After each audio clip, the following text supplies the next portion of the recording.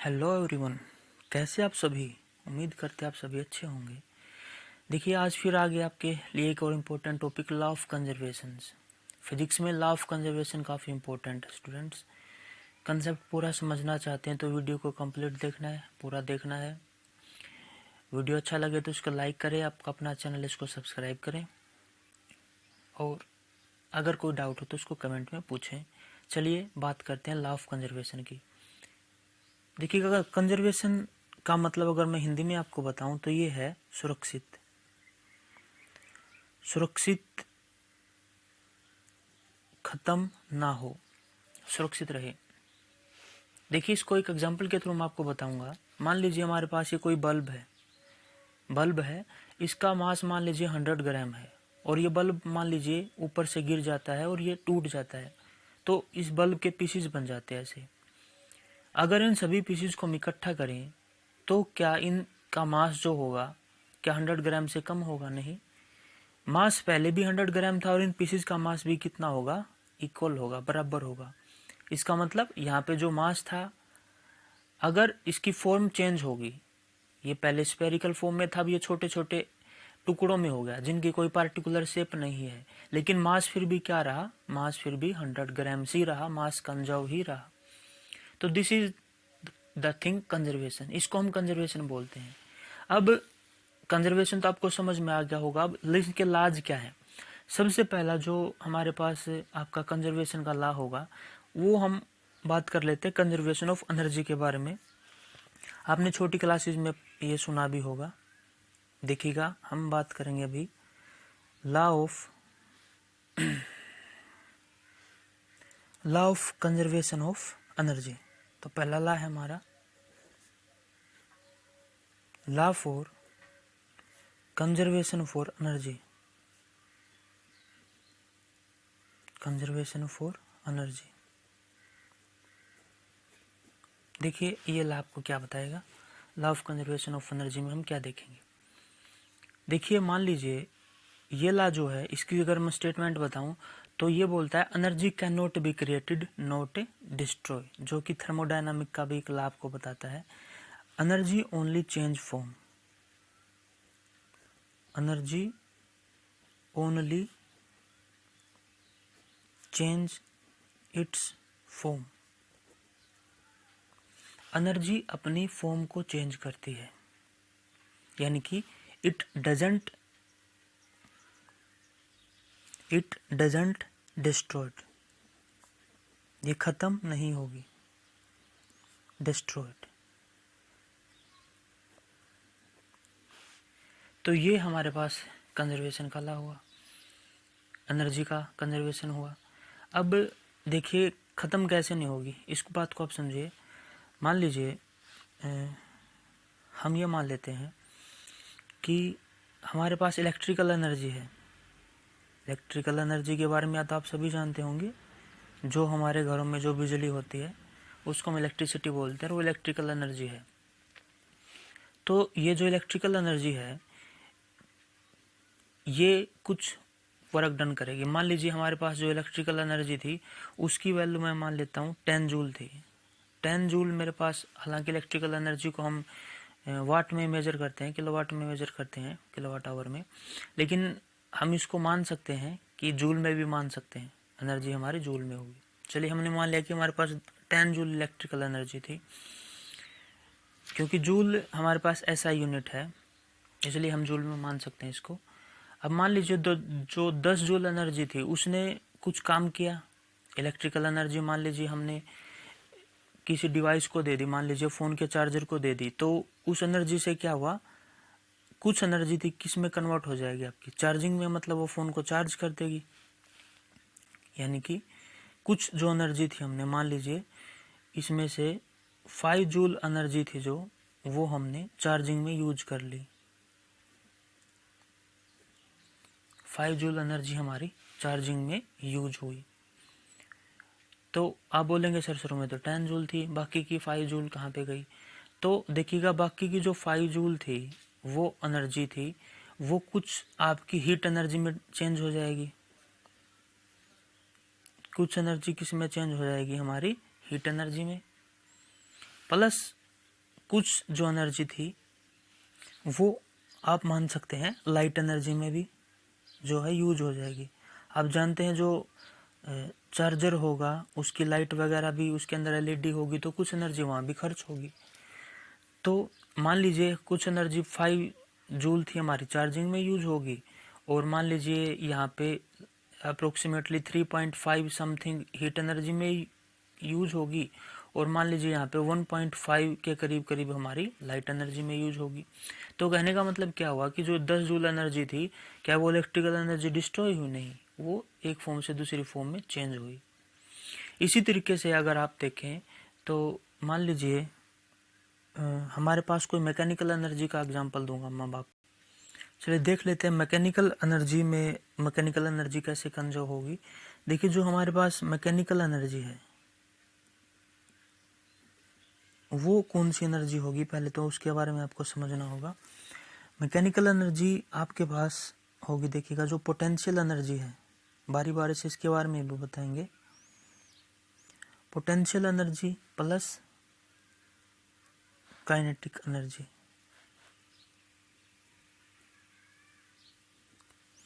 तो जो potential energy है और जो काइनेटिकल एनर्जी है उन दोनों का सम ही हमारे पास क्या है, मैकेनिकल एनर्जी होगा।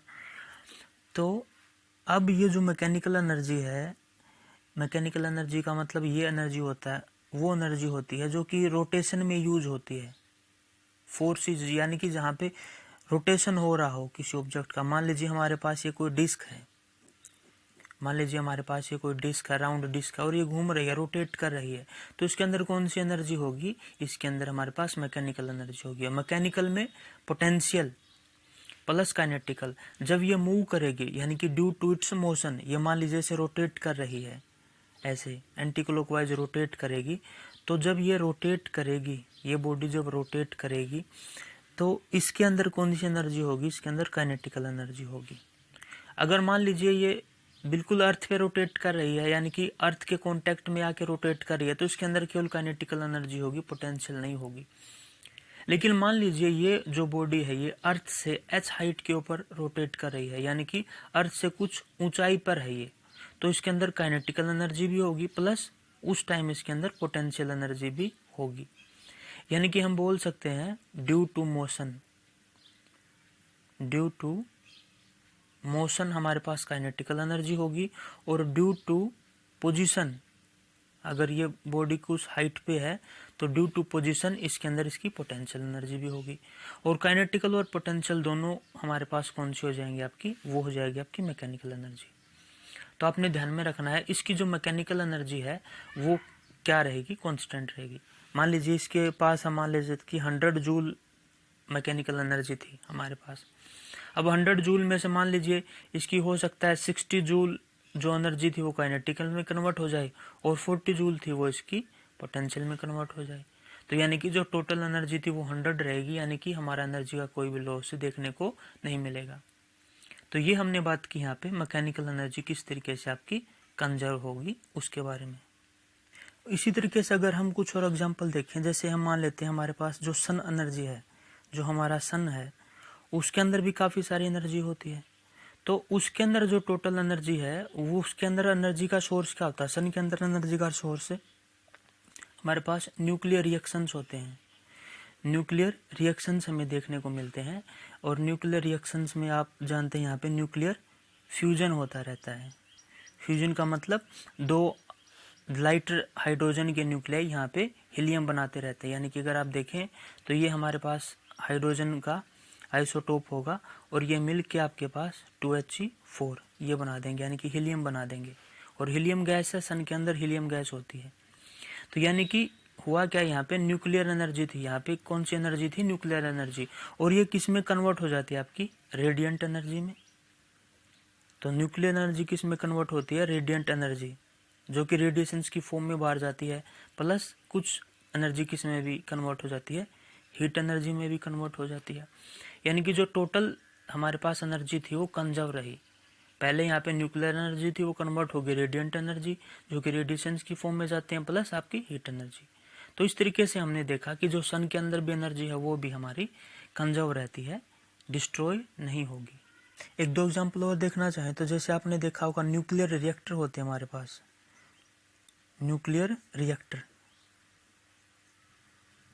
तो वहाँ पे कौन सी एनर्जी होगी? डेफिनेटली आप जानते हैं न्यूक्लियर रिएक्टर के अंदर हमारी न्यूक्लियर एनर्जी होगी, जो आपने पढ़ा भी होगा, न्यूक्लियर फ्यूजन आपने पढ़ा था, वहाँ पे यूरेनियम कन्वर्ट हो जाता था आपका एनर्जी की फॉर्म में, मास की फॉर्म में और एनर्जी की फॉर्म में।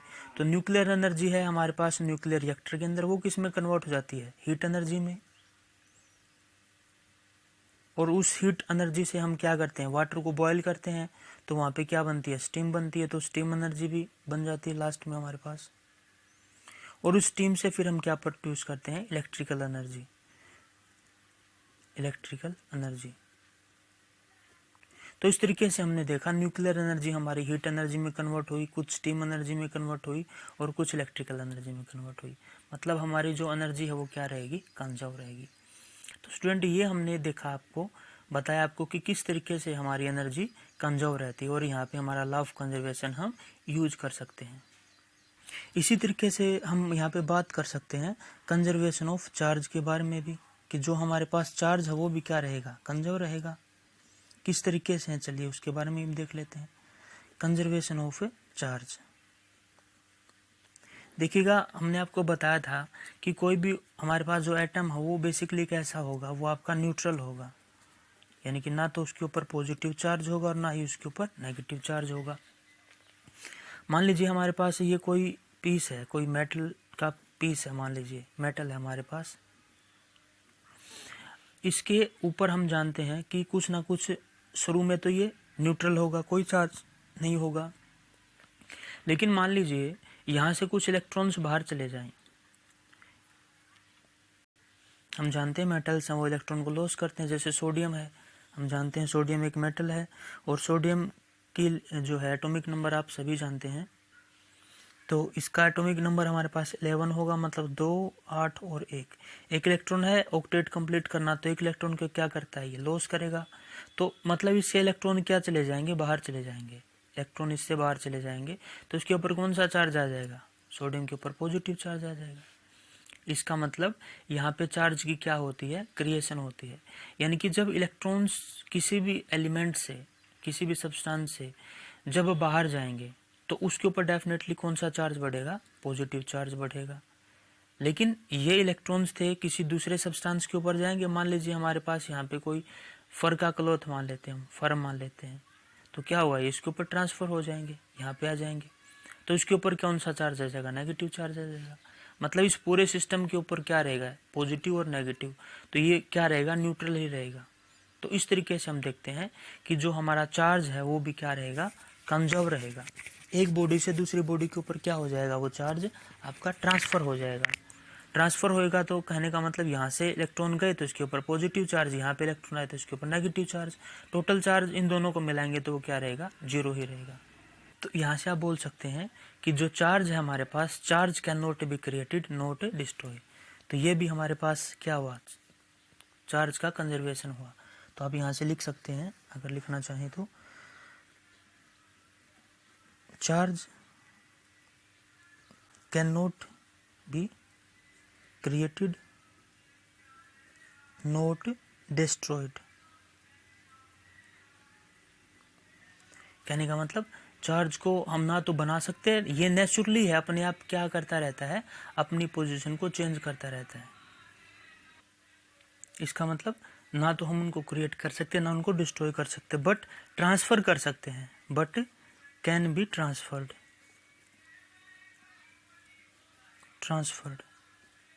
तो एक बॉडी से दूसरी बॉडी के ऊपर चार्ज ट्रांसफर हो जाता है, इलेक्ट्रॉन ट्रांसफर होंगे तो चार्ज भी क्या होगा? ट्रांसफर होगा। तो हमने देखा स्टूडेंट, ये हमारे पास लॉ ऑफ कंजर्वेशन के कुछ एग्जाम्पल्स हमने देखे। तो आई होप आपको ये वीडियो अच्छा लगा होगा, समझ में आया होगा। अगर अच्छा लगे तो इसको लाइक करें, वीडियो को शेयर करते रहे। आपका अपना चैनल है, प्लीज़ इसको सब्सक्राइब करें। Thanks for the watching.